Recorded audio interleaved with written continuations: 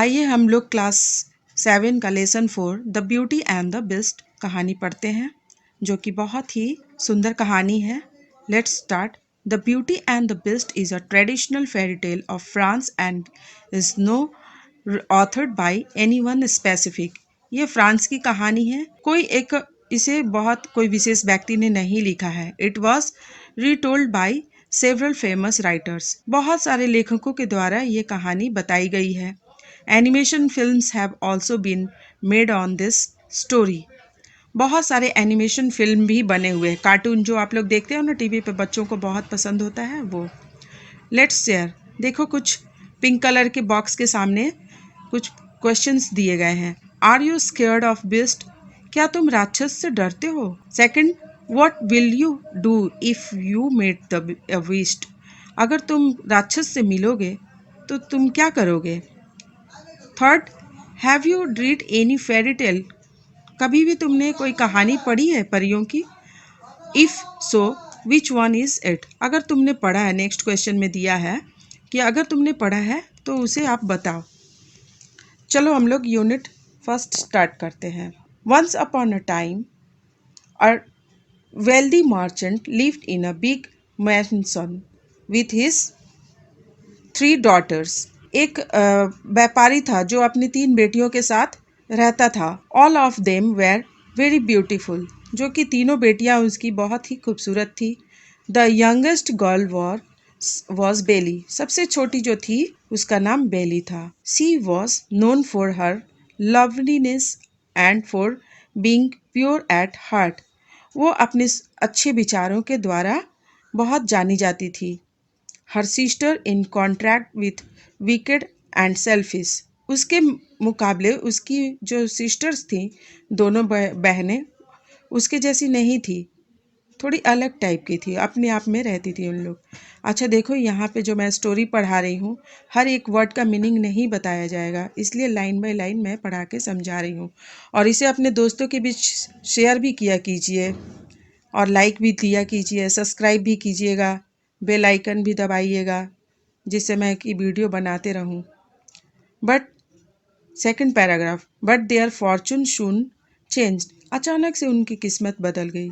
The merchant lost his wealth and tempest, merchant जो था उसने अपना सारा कुछ खो दिया। ऑन द सी, हाँ, आंधी तूफान आई जिसमें उसके सारे चीज़ें जो है कमाने का जरिया वो उससे छूट गया। So he and his daughters started to live in a small farm house in a village, इसलिए उसकी तीनों बेटियां और वो मार्चेंट जो था एक गांव में छोटी सी घर में रहना शुरू कर दिए।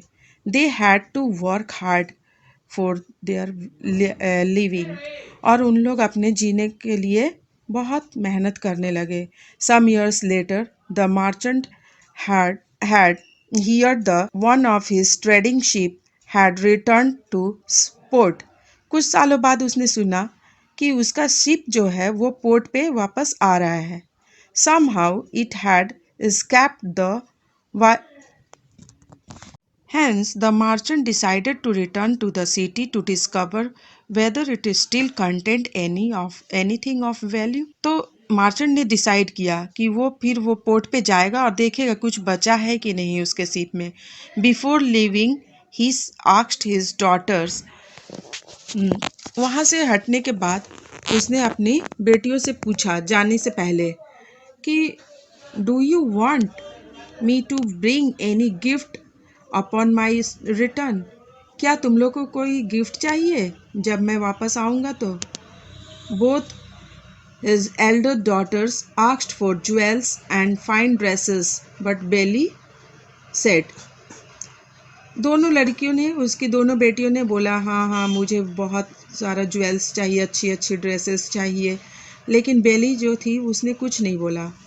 Father promise me you will bring me a rare rose that does not grow in this part of the country. बेली ने सिर्फ इतना ही कहा कि पापा आप मेरे लिए एक ऐसा रोज़ लाएंगे जो कि इस देश में कहीं भी आसपास देखने को नहीं मिलता हो। Having agreed to her request, the merchant set off for the city. अपनी बेटी का रिक्वेस्ट सुन लिया तीनों बेटियों का और वो चला गया. When he reached the city, he found to his dismay that his ships found his ship's cargo had been seized to pay his debts. तब वो गया, देखा कि उसका जो शिप था उसके लिए कुछ उसे पे करना पड़ेगा. So he was left with no money to buy any present for his daughters. तो उसके पास पैसा ही नहीं बचा अपनी बेटियों को के लिए कुछ गिफ्ट खरीदने का. नेक्स्ट पैराग्राफ देखिए. While returning he lost his way in the forest. वापस आते समय वो जो है रास्ता भूल गया. अब यहाँ पे देखिए ब्लू कलर का जो दिया हुआ है स्पेलिंग्स वर्डिंग्स, उसका वर्ड नेस्ट में मीनिंग मिलेगा आप लोग को, वहाँ से आप लोग पढ़ लीजिएगा इसका meaning. Seeking shelter he came across a dazzling place and entered it. वो जाता है और एक बहुत बड़ा पैलेस देखता है जो कि महल था, वहाँ पे रुक जाता है. Inside he found tables laden with food and drink. जाता है अंदर और देखता है कि एक टेबल पे बहुत अच्छा अच्छा पीने के लिए ड्रिंक्स यानी कि जूस वगैरह रखा हुआ है और बहुत सारे खाना वगैरह ये सब रखे हुए हैं. Which had apparently been left for him by the palace's unseen owner. और रखा हुआ था लेकिन कोई मालिक नहीं दिख रहा था उस महल का. The merchant accepted this gift. इसलिए वो तो खा लेता है ये सब जो भी रहता है टेबल पे. Ate to his heart content and spent the night at the palace. बहुत अच्छी तरह से खा लेता है और एक रात वहीं पे बिताता है, सो जाता है वो. नेक्स्ट पैराग्राफ देखिए. The next morning as the merchant was about to leave, he saw a rose garden. जब सुबह उठता है वो देखते एक रोज गार्डन है. And recalled that Belle had desired a rose. तब उसके दिमाग में आता है ये बात कि अच्छा बेली ने तो मुझसे रोज मांगा था. Upon picking the loveliest rose the merchant suddenly came face to face with hideous beast. जैसे ही वो रोज तोड़ता है एक बहुत ही डरावना राक्षस उसके सम्मुख आ जाता है, मतलब मर्चेंट के सामने. He told the merchant. क्या बोलता है? Last night. नेक्स्ट पैराग्राफ में देखिए. Last night you were hungry and शेल्टरलेस.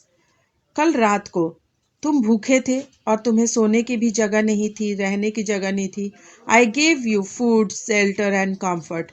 मैंने ही तुम्हें खाना पीना और आश्रय दिया. And you are taking away my most precious possession after accepting my hospitality. You must die for your conduct.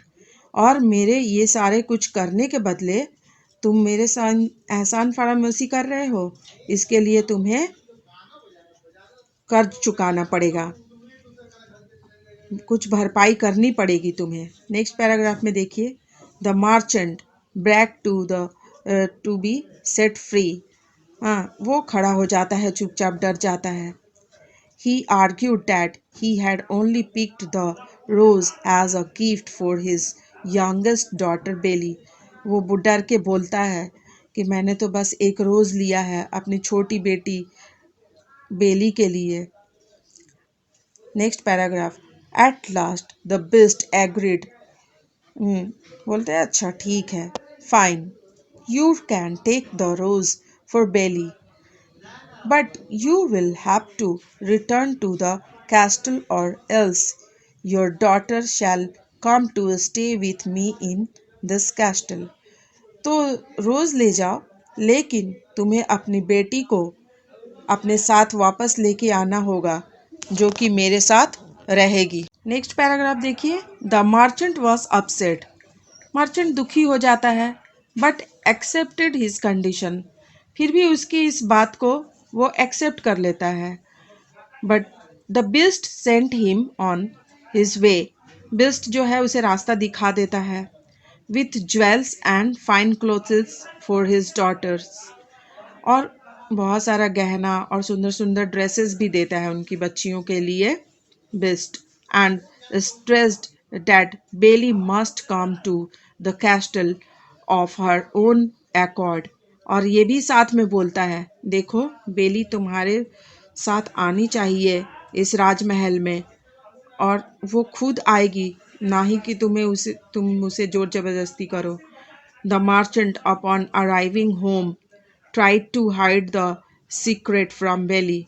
घर जाता है और बेचारा कुछ भी नहीं बोलता है बेली से, but she pried it from him and willingly went to the beast castle।